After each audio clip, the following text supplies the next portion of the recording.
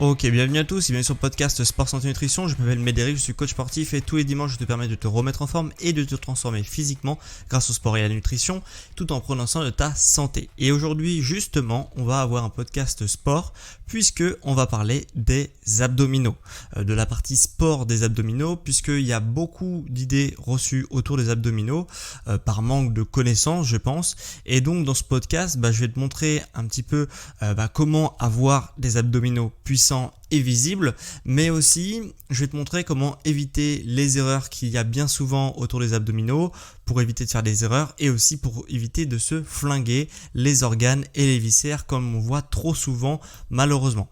Avant de rentrer dans le détail, je tiens à préciser qu'en description de cet épisode, tu as un PDF qui te permettra de suivre et de mieux visualiser cet épisode parce qu'on va parler d'anatomie, d'exercices d'abdominaux notamment, qui sont deux thématiques qui demandent des explications visuelles. Donc moi ce que je t'invite c'est de faire pause et de télécharger le PDF qui est en description ou sur mon site sportsanténutrition.com. Donc je te laisse 2 secondes pour faire ça et on passe tout de suite à l'épisode.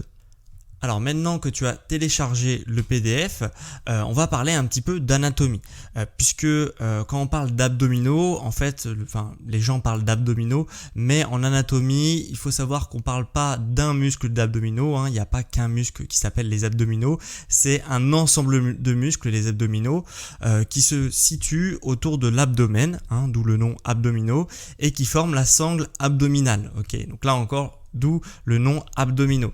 Mais les abdominaux, ce n'est pas un muscle, c'est un ensemble de muscles. On a, donc je vais te détailler un petit peu les muscles qui composent cet ensemble de muscles. On a tout d'abord le plus connu qui s'appelle le grand droit de l'abdomen. Tu le connais forcément, c'est celui qui donne un aspect de tablette de chocolat à l'abdomen, donc c'est forcément le plus visible, le plus connu, qui s'appelle le grand droit de l'abdomen. Sur les extérieurs, on a également des muscles assez connus qui s'appellent les obliques internes et externes. Les gens parlent d'obliques en général, on dit pas interne externe, mais voilà, sache qu'il y en a 2 de chaque côté, interne et externe.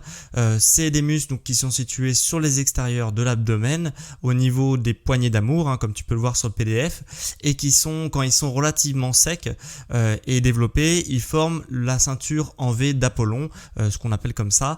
Voilà, donc c'est ce qui donne un petit peu cet aspect en V, les obliques, vraiment dans le bas-ventre de l'abdomen. Donc voilà, et le moins connu d'entre tous, il s'appelle le transverse, que l'on ne voit pas à l'œil nu, puisqu'il est situé en dessous du grand droit et des obliques, ce qui fait qu'on le voit pas à l'œil nu, puisqu'il n'est pas superficiel, il est vraiment en profondeur. Et encore une fois, si tu le visualises pas, tu as le PDF, et justement, voilà, ces 3 muscles, donc grand droit de l'abdomen, les tablettes de chocolat, les obliques sur les extérieurs et l'abdomen en profondeur, forment la sangle abdominale, donc plus communément appelée par les néophytes du fitness, les abdominaux. Donc les abdominaux, ils servent principalement à 2 choses. Ils servent à protéger la colonne vertébrale. Ainsi, si tu as mal au dos, c'est peut-être parce que tes abdominaux ils manquent de tonicité. Dans certains cas, même si c'est quand même plutôt rare, voilà, sache que ça peut provoquer des problèmes de dos si tu as les abdominaux qui sont pas assez toniques. Deuxième chose, à quoi ils servent les abdominaux, ça sert à protéger les viscères, puisque ils agissent un petit peu comme un bouclier sur l'abdomen. Sinon, au moindre coup de poing que tu te prendrais dans le ventre, ça pourrait être mortel d'une hémorragie interne. Donc c'est pour ça justement qu'on a des abdominaux pour protéger, pour avoir vraiment un bouclier qui protège de toute chose, l'abdomen, les viscères, etc.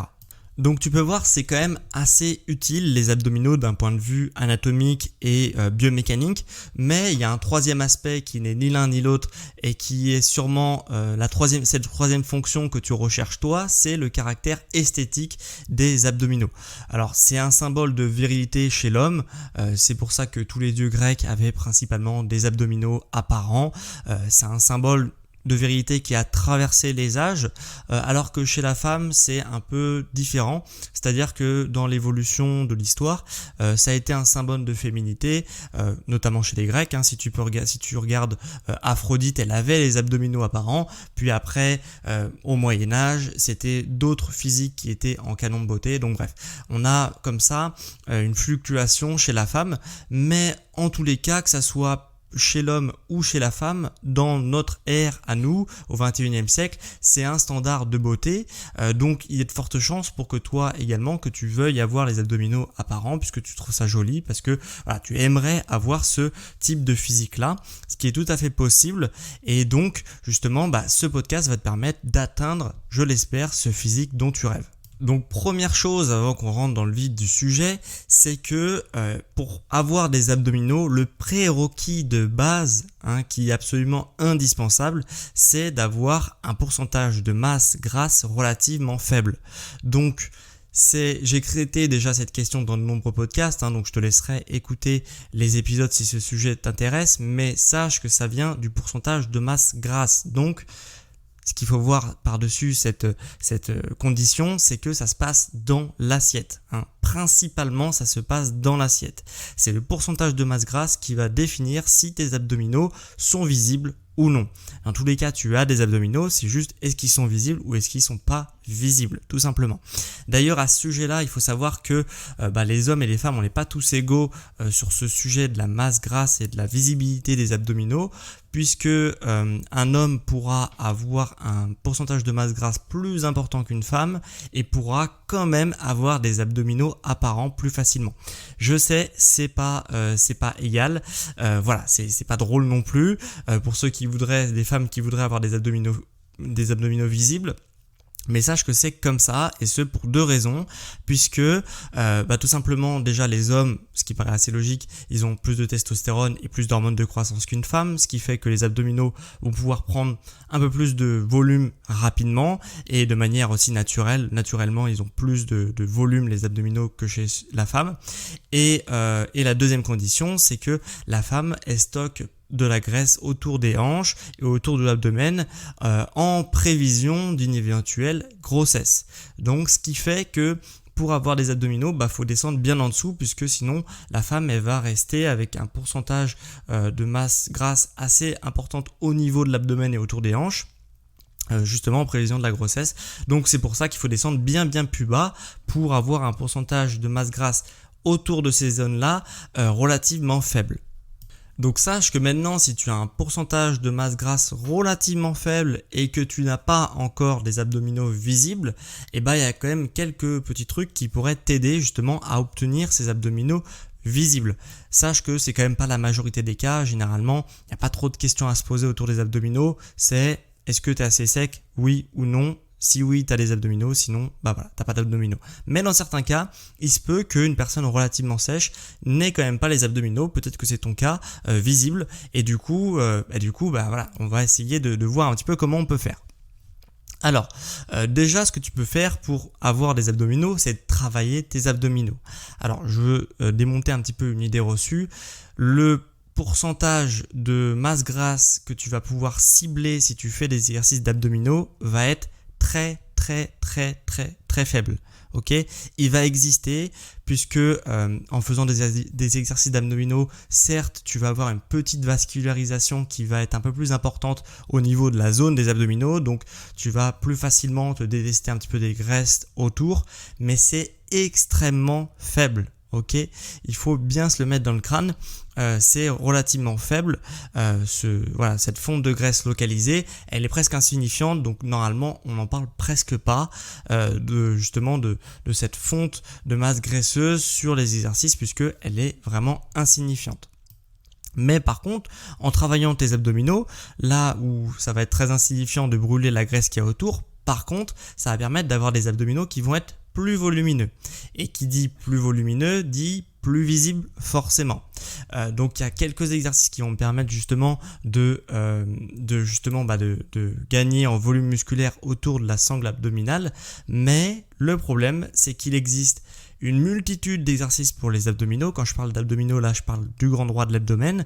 Voilà, il existe vraiment une multitude d'exercices pour avoir les tablettes de chocolat, mais la plupart de ces exercices, ils sont mauvais, ok. Il y en a en réalité que très peu qui sont réellement bons pour la santé. Donc c'est pour ça qu'on va voir ça dans cet épisode, puisqu'il y a énormément d'exercices qui sont mauvais et je vais t'aider à les reconnaître maintenant. Tout simplement, comment reconnaître un bon exercice d'un mauvais exercice? Il y a tout d'abord une première chose, c'est que les exercices d'abdominaux qui peuvent être réalisés en très grand nombre sont absolument à proscrire. Ok? Une série d'abdominaux doit être courte et intense. Si elle est longue et peu intense, c'est pas une série d'abdominaux et ça va causer des problèmes. On y reviendra juste après. Je t'ai mis quelques exercices dans le PDF, mais le pire exercice que tu peux justement faire pour développer tes abdominaux, c'est les crunchs. Ok, c'est l'exercice le plus connu pour développer les abdominaux. C'est l'exercice de flexion de buste où tu es allongé par terre sur le dos et tu fais une flexion du buste avec les mains sur les tempes là. Et cet exercice, c'est le pire du pire. Pourquoi? Parce que même un débutant, une personne qui débute le fitness, l'entraînement sportif, etc., il peut réaliser premièrement un très grand nombre de répétitions. Genre vraiment au mental, tu peux vraiment n'importe qui a, qui n'est pas forcément surpoids, mais n'importe qui est juste débutant et qui a pas trop de surpoids, etc., il peut réaliser plus de 100 répétitions relativement facilement pour cet exercice-là. Ce qui fait que ces à-coups de flexion de buste que tu vas donner vers l'avant pendant l'exercice du crunch, il va tout simplement flinguer tes abdominaux et en plus de ça, il va flinguer ton périnée et en plus de ça, ça va être contre-productif puisque ça va pas du tout être intensif, donc tes abdominaux ne vont pas prendre en volume musculaire.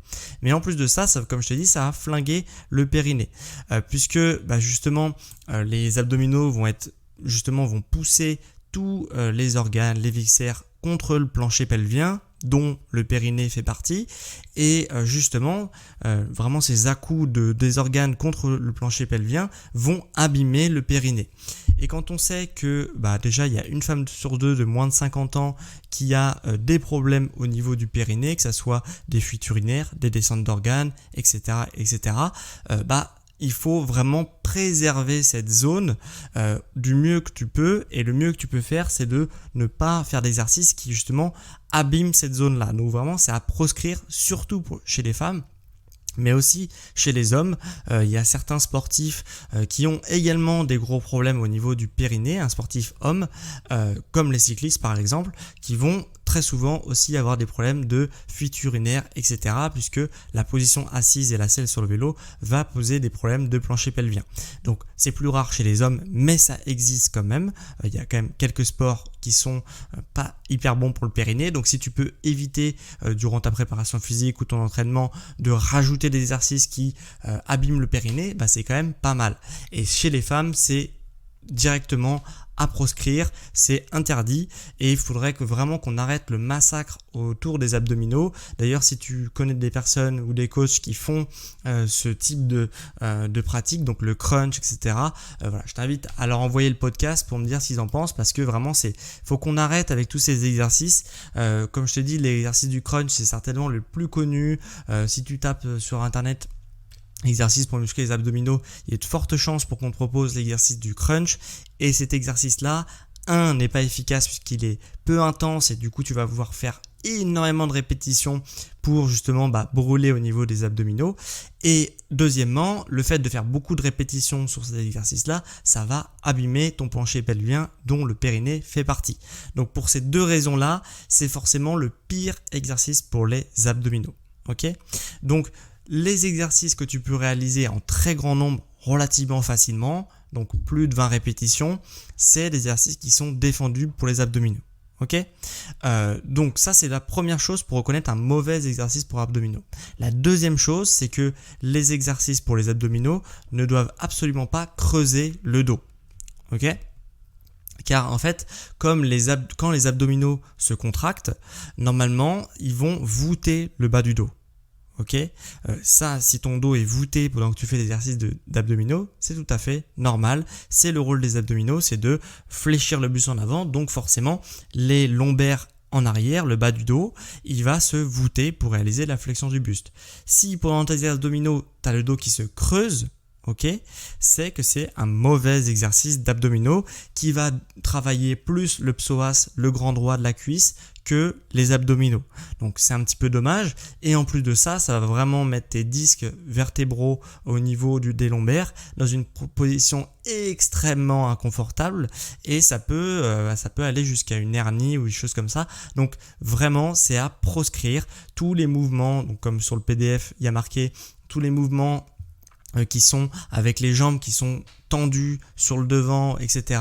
Ça, c'est des très mauvais exercices d'abdominaux où tu fais des battements avec les jambes, etc. Tout ça, c'est des très mauvais exercices d'abdominaux.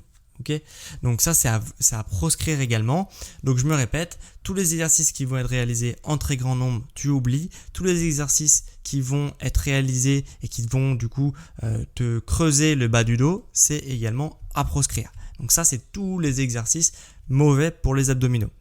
Et si tu essayes de réunir ces deux conditions pour travailler tes abdominaux, bah tu vas justement te rendre compte que finalement, il n'y a pas beaucoup d'exercices d'abdominaux qui se valent. Ok, il y a vraiment très très peu d'exercices. C'est pour ça que je te les ai mis dans le PDF, mais je t'ai mis un exercice pour les débutants, les intermédiaires, les avancés, donc je te laisserai regarder ça. Mais sache que vraiment, ça réduit drastiquement le nombre d'exercices qu'il y a. Donc tous les circuits training avec 20 exercices pour abdominaux, etc. que tu réalises en circuit, que tu continues, bah sache que dans ces 20 exercices, il y a de fortes chances pour qu'il y en a 15 ou 16 ou 17 qui soient des mauvais exercices et qu'il y en a finalement que 1 ou 2 qui soient vraiment correct. Ok, donc vraiment je t'invite à télécharger le PDF puisque voilà, c'est des exercices que j'estime être bons et qui ne sont pas contre-productifs pour le développement des abdominaux. Donc par contre, si tu es attentif, tu peux te rendre compte que là je t'ai parlé un petit peu des crunchs, des exercices avec les jambes qui sont sur le devant, voilà, qui travaillent le grand droit de l'abdomen et les obliques pour certains, mais il existe un troisième muscle dans la sangle abdominale. Et ce troisième muscle, il s'appelle le transverse. Ok ? Alors, c'est un muscle qui ne se voit pas à l'œil nu, comme je te l'ai dit précédemment au début du podcast, et qui est situé en dessous des obliques et du grand droit de l'abdomen. Grand droit de l'abdomen, c'est les tablettes de chocolat. Donc c'est un muscle qui est vraiment situé en dessous ces deux couches des abdominaux. Et s'il ne se voit pas à l'œil nu, tu vas te dire « Ok, mais à quoi ça sert de développer un muscle qu'on ne voit pas ?» Ok, eh bien tout simplement, puisque si tu muscles ton transverse, si tu as un transverse qui est plus tonique, ça va te permettre d'augmenter tes performances sportives et de 2, d'avoir un ventre plat. Puisque c'est le transverse, il fait le tour de ta taille, c'est vraiment une sorte de corset, de ceinture un petit peu qui fait le tour de ta taille et qui, une fois qui est tonique, ça va permettre justement de rentrer un petit peu les organes et de les remettre à la bonne place et du coup ça va agir un peu pour justement avoir un ventre plat. Donc ça c'est première chose. Et deuxièmement, donc c'est quand même bien cool d'avoir un ventre plat, on est d'accord. Et deuxième chose, c'est que une fois le transverse bien tonifié, eh bien tu vas pouvoir avoir un meilleur contrôle, un meilleur gainage abdominal et une meilleure stabilité. Et qui dit plus de stabilité dit plus de force. Qui dit plus de force dit meilleure progression. Et qui dit meilleure progression dit meilleur résultat. Donc c'est vraiment un muscle qui est absolument central. Pas trop pour l'aspect esthétique, mis à part le ventre plat. Si tu as déjà le ventre plat, forcément, tu vas peut-être avoir moins envie de faire des exercices pour le transverse, mais ça peut également augmenter tes performances. Donc, c'est quand même bien intéressant. C'est un des muscles les plus intéressants à travailler pour ces deux raisons-là. Donc, le ventre plat et l'augmentation des performances dues à une meilleure stabilité, donc forcément plus de force. Donc, vraiment un muscle très intéressant. Et tu vas te dire, ok, mais comment on fait pour muscler ce muscle ? Tout simplement, tu dois faire du gainage pour muscler ce muscle. Tout simplement, on va se mettre dans une position qui est relativement instable, où il y a la pression, la gravité qui va vraiment agir sur l'abdomen, et du coup, le transverse, il va être là pour gainer l'abdomen, pour le faire lutter contre la gravité. Donc, c'est pour ça que le gainage est le meilleur exercice pour justement agir sur cette zone-là et sur ce muscle-là, mais il n'existe pas, bon, pour ceux qui connaissent un petit peu, j'en ai déjà parlé dans mon podcast, mais si tu me découvres, sache qu'il n'y a pas que un exercice de gainage, il y a toute une multitude d'exercices de gainage, donc il n'y a pas uniquement le gainage ventral sur les coudes où on va se mettre en position de planche. Il y a plein d'exercices que je t'inviterai encore une fois à regarder dans le PDF, mais voilà, c'est vraiment... Le gainage, c'est vraiment la seule manière de développer un transverse efficace qui va te permettre d'avoir un ventre plat et en plus de ça, qui va te permettre d'avoir de meilleures performances sur tous les autres groupes musculaires. Donc c'est quand même relativement intéressant. Maintenant, tu pourrais te demander, une dernière question autour des abdominaux, c'est à quelle fréquence travailler ces abdominaux? Est-ce que je dois le faire tout le temps? Est-ce que je dois le faire que de temps en temps? Est-ce que je dois pas le faire? Comment on travaille les abdominaux? Alors, il y a plusieurs écoles. Il y a la première école qui est de ne pas le travailler ou de le travailler vraiment en cycle quand on a envie de temps en temps. Moi, il arrive que pendant des mois, je travaille pas du tout mes abdominaux, mis à part le gainage. Je travaille pas du tout mon grand droit, les obliques, etc. D'un coup, ça va me prendre, je vais faire ça pendant un mois et je vais arrêter, etc. Ça m'a jamais empêché d'avoir les abdominaux qui sont apparents, les tablettes de chocolat, puisque comme je te l'ai dit, normalement, dans la plupart des cas, ça se passe quand même dans l'assiette. Donc si tu manges bien, tu manges correctement et que tu essaies d'équilibrer tes apports pour toujours être relativement sec, eh bien tu auras des abdominaux apparents. Si tant est que tu aies quand même des abdominaux relativement puissants, donc moi c'est mon cas, et du coup voilà. En travaillant pas les abdominaux, ça me permet d'avoir quand même relativement souvent, même quasiment tout le temps, les abdominaux apparents. Sinon, il y a une autre école qui est de toujours un petit peu travailler ces abdominaux parce que on a envie d'avoir des gros abdominaux puissants, etc. Ce qui est aussi louable, surtout pour certains sports comme les sports de combat, etc. Dans ces cas-là, si tu veux avoir des gros abdominaux qui se voient bien, qui soient bien visibles, moi ce que je te conseille, c'est de faire des circuits d'abdominaux en fin de séance, donc toujours en fin de séance, puisque si tu le mets en début de séance, tes exercices d'abdominaux, tout simplement tu vas cramer tes abdominaux pour le reste de ta séance, et encore une fois c'est un peu dommage parce que du coup tu vas perdre de la force, puisque c'est un peu le centre de ton corps, donc forcément s'ils sont fatigués, du coup tu vas moins être stable pendant tes mouvements, donc forcément ça va détériorer un peu la qualité de ta séance. Donc moi je t'invite toujours à le mettre à la fin de ta séance dans tous les cas, et tu fais des petits circuits d'abdominaux, donc soit tu fais que le gainage, soit tu fais gainage plus exercice d'abdominaux pour le grand droit et les obliques. Dans ces cas-là, moi ce que je te conseille, c'est de faire un rapide circuit qui va te prendre 5 minutes en fin de séance, où tu alternes des exercices de gainage, des exercices d'abdominaux, et enfin de grand droit, et l'exercice d'obliques. Ok ? Et voilà, tu tournes sur ces différents exercices, et en 5 minutes, si tu as les bons exercices, normalement tu es complètement cramé, et du coup tu perds pas ton temps, et en plus tu te flingues pas le périnée, les viscères, etc. ou je ne sais quoi encore. Donc moi c'est comme ça que je travaille, c'est comme ça que je travaille également avec les élèves que j'ai en coaching. Donc moi je t'invite vraiment à faire comme ça, et ça donne vraiment de très très bons résultats. Voilà, donc des petits circuits training en fin de séance, c'est vraiment comme ça qu'on travaille ces abdominaux pour ceux qui veulent vraiment mettre une attention toute particulière à cette zone-là. Pour ceux qui s'en foutent un petit peu d'avoir des gros abdominaux, tu peux également faire comme moi, une fois de temps en temps quand ça te fait plaisir de le faire, et ça marche aussi très bien du moment que tu as un taux de masse grasse qui est relativement faible. Par contre, l'exercice de gainage, pour moi, c'est pas d'exercice d'abdominaux, donc je le fais systématiquement en fin de séance ou plusieurs fois dans ma semaine dans les séances que je peux faire. Donc voilà un petit peu sur les abdominaux, vraiment un guide complet sur les abdominaux. Ça fait 25 minutes que je parle quasiment, donc j'espère que ça t'a plu. Si cet épisode t'a plu, que tu as appris des choses et que tu vas te servir de ces choses que je t'ai apprises dans cet épisode, moi ce que je t'invite, c'est de mettre 5 étoiles sur les plateformes d'Apple Podcast et de Spotify. Ok, donc tu peux cliquer sur 5 étoiles pour évaluer mon émission. Si justement tu es d'humeur un petit peu écrivaine ou écrivain et que tu veux écrire un avis sur mon émission, c'est avec plaisir. Sur la plateforme d'Apple Podcast, tu peux écrire un avis sur l'émission et je le lirai en fin d'épisode pour la semaine prochaine. Donc ça, c'est pour justement si cet épisode t'a plu et si tu veux aller encore plus loin justement dans tes programmes, dans tes coachings, etc. Ce que je te propose, c'est de si pour celles qui veulent justement rejoindre le programme Métamorphose Femme, j'ai un programme qui s'appelle Métamorphose qui pendant 90 jours te permet d'avoir une silhouette ferme, athlétique et tonique. Le lien est en description ou sur mon site. Et pour celles et ceux qui veulent se faire accompagner au quotidien dans leur sport, dans leur nutrition, là aussi tu as un lien en description ou sur mon site pour prendre rendez-vous avec moi. Donc c'était vraiment un plaisir de te faire ce petit podcast sur les abdominaux et quant à moi on se retrouve dimanche à midi pour un prochain épisode sur le sport, la santé et la nutrition. Ciao les sportifs intelligents.